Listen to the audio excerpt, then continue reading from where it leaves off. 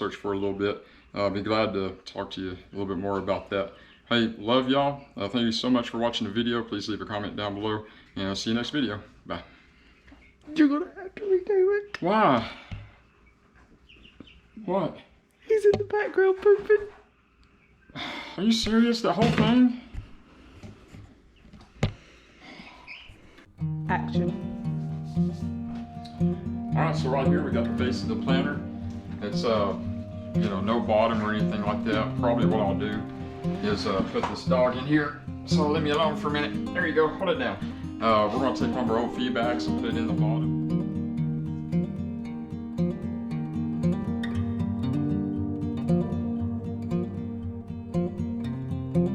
Hey guys, welcome back to Falls Hillside Home. So I am way behind on garden season. It is almost June. I think today's May 24th or 25th.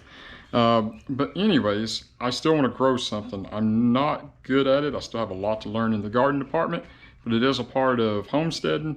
It's a part of survival, for when things get bad. I want to be able to raise my own food. We're doing pretty good with the animals. And now we need to start to transition over into include garden, vegetables and maybe some fruits and things like that. So we got a few plants, a couple of tomato plants. I think there's some squash, something like that, and peppers. So I've only been successful one time as a gardener. Well, twice if you count the time I was a kid and I had carrots and cucumbers. That went really well. I was really young, still in elementary school, I believe. Yeah, elementary school. And then when I was stationed in Meridian, Mississippi, that's where I picked up Chief. One summer, I decided, really starting around February, because I went from seeds. But anyway, I was very successful in peppers and tomatoes and cucumbers. Instead of having landscaping out in front of the porch, that's what we had. We had a bunch of peppers and had some of the best pepper jelly ever. It was really exciting, really fun, and I want to get into that again. I've tried growing a couple of things last year. Got some greens to grow and I actually ate, but then it quickly died off. And we had some onions going, but I killed them by overwatering them. I don't know what I'm doing. But tomatoes are pretty easy, so I want to make a couple of planters for tomatoes. I'm going to show you one right now. All right, so the planter I'm going to show you right now is just going to be a small box with a cage all made out of wood. And I did see this, I want to say it's from Anna White, but it wasn't on her YouTube page. Maybe it was on Facebook. I think it was on Facebook, but anyway, pretty sure it's Anna White. I want to give credit where credit's due. And I want to make a bigger one kind of like that later. I'm going to try this one first, a small one. So anyway, what I did was I bought 6 fence boards, and I bought some furring strips, and it looks like a 1x2. So I have those, and that's what we're going to build our planters out of. And I got some scrap that I'm going to use to kind of tie it all together, and I'll show you kind of step by step how I did that. But this is the fence panel that I'm using. Like I said, I got 6 of them, and it should take 2 fence panels to make one, I believe. I might use 3 or 4. I got 6 total. But anyway, we'll see how it goes. But anyway, I got lines marked every 16 inches. Now I'm not looking for perfection here. But I want to cut these up, and I'm going to do at least 2 boards like that, kind of put them together, see how it looks, and see if I want to go a little bit higher before I start the cage. But a real simple build. Thank you, Anna White, once again. Hey guys, if you like the videos, again, please subscribe. I really appreciate it. Hit the like button, leave a comment below. If you want to see me build something else, mention it, and I will definitely try to do it. I do have a lot of projects here. There you'll see that's the silky coop that Anna's been working on. She's a pretty decent builder, and just using scraps that we've had around the hillside. So I'm trying to find the best lighting. There we go. Just using scraps. So anyway, let's get started on this planter.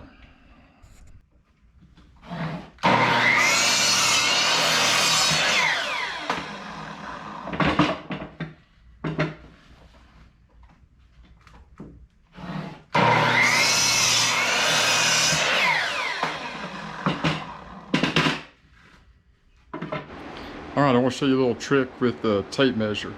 We're cutting 16-inch boards for our planters here, okay, out of the fence boards. So when a they make tape measures. They want to help out the carpenters whenever they're doing their framing work. The 16-inch squares, be walls, floors, things of that nature. So I'm taking advantage of that right now, because every one of these 16 inches. So what I've done here, every 16 inch I made a mark with my pencil, and then I took my square here across, and then I get a flat straight line, a good guide to make my cuts with, every 16 inches. So if you ever cut any boards 16 inches and using the tape measure, just know you can pull that out and just mark every place it's red. Well, hope that helps you out. All right, so now I have all my boards cut. I'm going to use some of these 1x3, 1x4 inch furring strips. I use these on the roof of the house. I think this is some of the leftover that I have. So since I'm going 3 high here, I'm just going to lay these furring strips kind of flush on each end. I'm going to use these 1.25 inch pocket hole screws. Yeah, I'm not doing pocket holes, but I like these screws. They're a bit expensive, but that's what I have on hand. And these right here are for outdoor use. So hopefully they'll, hold up real good inside this planter. And you'll see what I mean by inside the planter and how that's going to look. So I'm going to put these furring strips or scrap or whatever have it. It doesn't look like I'm going to have enough to do another side. I'll have to find some different scrap for the next side, but I think I'm going to be able to get away with just doing 2 sides with the furring strips, and I'll show you what I mean. Alright, so I think if I put 2 screws on each board on each side, 2, 4, 6, total of 12 screws here. And I do have another box of these, so no worries on that. I think we're going to be good.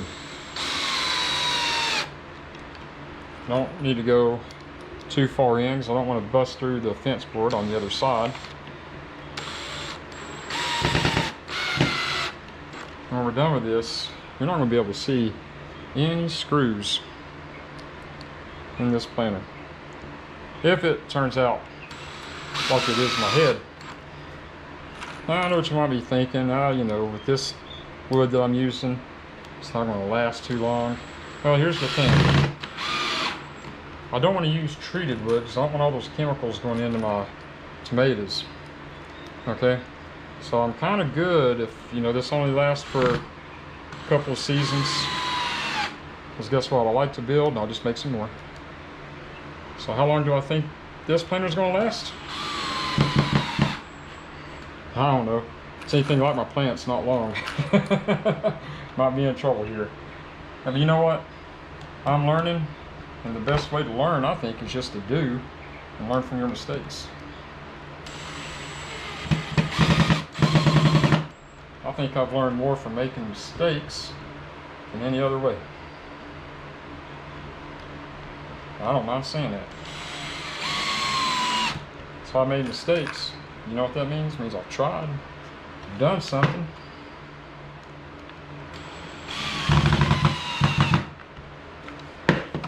Alright. So there we go. One panel. I'm going to cut this off. I got a number of tools I can use to... You see that? Oh, there we go. So there's the panel.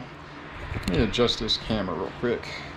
Alright, so this right here, I'm going to cut these off. I have a number of tools I can use to cut this extra board off. Use a jigsaw, use my circular saw over there. Probably even put my chop saw back up and cut each one of them down. I don't know. What would you use? Alright, I think I just decided to use my Ryobi circular saw. I've become a big fan of this thing. I really like it. Just gotta put that battery on there and just line this up.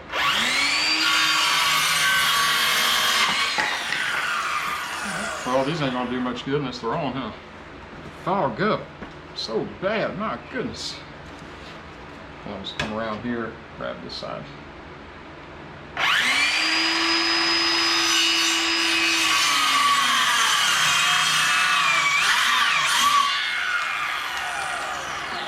Yeah, that'd be all right. Just rip that off. Yeah, I may need to get a knife. Let's see. There we go.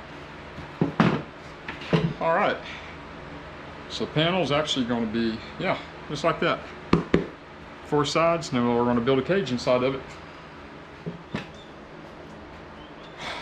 All right, so I wasn't 100% truthful with you earlier, but it wasn't intentional. Some of these screws you're going to be able to see. I didn't account for this next step here. I was thinking about, you know, just putting those fern strips in there and how nice it would be if you couldn't see them, but no matter, I like the color blue anyway. And also, I ran out of screws. I thought I had plenty, but I don't. Just ran out. But I got enough to show you this next step. So what I did is I went ahead and just pre-drilled these screws in here. And that's going to be very helpful, and I'll show you why. So if I stand, you know, my 2 walls up here that I've got, in theory this is going to work amazing. Now, let's see. So if I just hold it up like that, kind of make sure the ends are flush. Well, I guess really you just got to make sure you're good one side at a time, because once I screw this one in, I can align that one, we're good to go.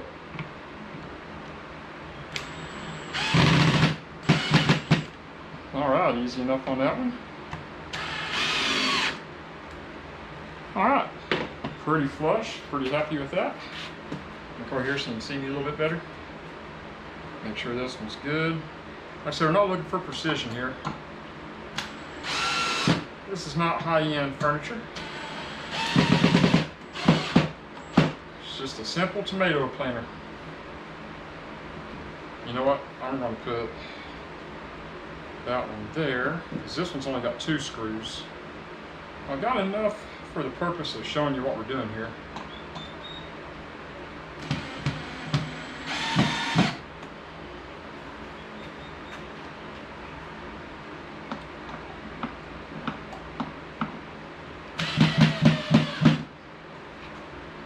Alright, we're still lined up really well. Since we got 2 boards, these should just be, yeah, should be good to go. No problem. Let's see here. I do feel this hanging out just a tad bit. That's okay. So it just gets screwed in good. Yep.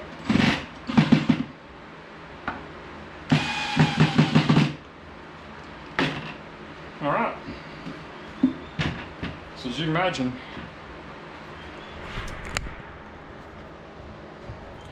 can imagine, we're just going to do the same thing on this other side here. We'll get our screws pre-drilled, and those are going to go in just like that. You know, and I guess what you could use, probably a lot cheaper, is some brad nails if you got a brad nailer. I don't.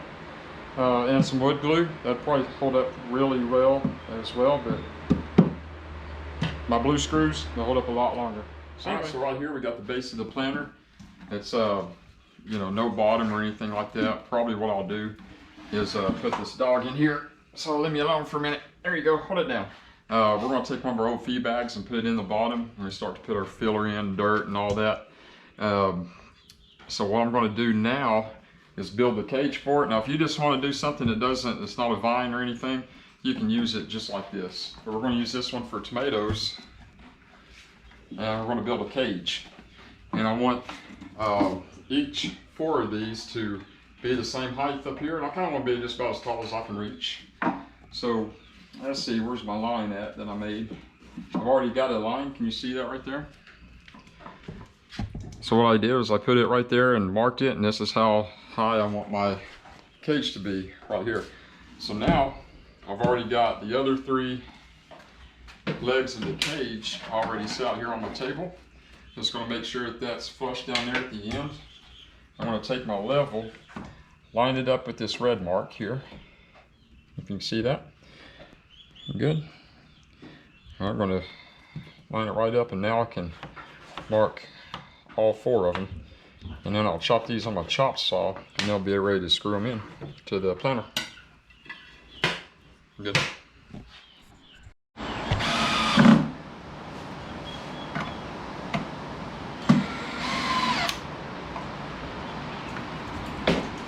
Alright, so I got all the legs in. So now the only thing left is to run some cross members this way and this way. So tighten up here. And then I'm going to run one, maybe two, going this way. That way I can run the string down and use the string method to bring the tomato vine up. Just in case I want it. And I'll go ahead and get those cut and wrap this up.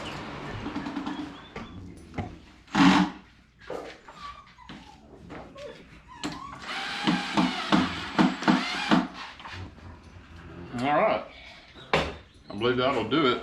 I don't know if I'm going to put a finish on here just because I don't want the chemicals in our vegetables. But, you know, like with these rawed out, these are only about $1.50 a piece. So, but anyway, I'll show you what I did up here. I put that one cross member here, and just to give it a little bit more area to bite on, I put like an extra strip in here. I already had it anyway, so I put that in there just to give more support to this top piece. And this we can tie a string to. They'll go all the way down to the dirt once we get the dirt in there and the tomato plant, and then that string will help support the tomato plant. I went ahead and put some cross members in here. Hey, settle down. I put some cross members in here to kind of help support the tomato plant as it gets bigger. You know, and it can go up here. I don't think this was in the Anna White plans, but it goes to show you that, you know, you can always modify stuff to be the way that you want. And I'm really going to try to find the link to that Anna White plan, because she's got a lot of great stuff on there. If I can't, just go to her website, look her up on YouTube. She's got a lot of great ideas. Get a lot of inspiration from her. So anyway, there it is. These are pretty cheap to build, especially for what they are. I think I used 3 fence boards. I got the 4 cuts going 16 inches on each. So those were less than $3. We'll say $3, you know, to kind of go for tax and just, you know, a little extra, whatever. So 3 times 3, 9. We're gonna just go ahead and say 10, and then 1, 2, 3, 4, 5 furring strips, because I used another furring strip for here and this piece. Those were $1.50, so whatever 5 times 1.5 is. I'll say we used 7 of those, but $14, I guess. Oh no, I'm sorry, $7 for the furring strips. Now, bath is not my, you know, strong point, but let's say $7 and then $10. So you're looking at probably $20. That's not counting the screws that we use. They're about $6 a pack, and I use less than 2 of them. So, you know, around $20 for a planter like this. I guess you're gonna build it yourself. Let me know what you think about the planter. I'm interested to try to get it, and maybe my beautiful wife Anna will do a video when she puts the dirt in and the tomato plant, because she already told me I'm not allowed to water them. I killed our onion seedlings because I overwatered them. Oh, she just brought up something that I still haven't introduced this guy. This is Isaiah, and this is a puppy that Anna got for Landon for his birthday, and he will name him Isaiah after the prophet Isaiah in the Old Testament. Can you say hi? Can you say hi? He's a sweet dog. He likes to cuddle. The other one likes to play. This is Levi down here. They're getting all that stuff. Come here, Levi. Levi, come here. Let's introduce you. Come here. This is the playful one here. He really likes to play. He's not as much of a cuddler. He still likes to cuddle, I guess, a little bit, but he wants to play. He's rambunctious. And they're brothers. They got 2 pretty distinct personalities, but they're both good dogs. And they're what, pug and terrier mix or something like that? French bulldog. French bulldog, which is a type of pug, I guess. I don't see it, but that's what they are. Their mom is a French bulldog. Mama's a French bulldog, that is a terrier. But they're beautiful pups. We love them, and the kids are excited to have them. All right, so your inspirational Bible verses for this video are going to come from Isaiah. We thought it'd be appropriate, since we introduced the pup Isaiah, to give you a few verses from the prophet that he's named after. These are going to sound familiar. These are going to sound like a New Testament story that you hear around December 25th. And I'm going to explain why that is after I give you the verses. But Isaiah 9:6, "For to us a child is born, to us a son is given, and the government will be on his shoulders, and he will be called Wonderful Counselor, Mighty God, Everlasting Father, Prince of Peace. Isaiah 7:14. Therefore the Lord himself will give you a sign. The virgin will conceive and give birth to a son, and will call him Emmanuel. Now see, Isaiah spoke this because these words were given to him by God.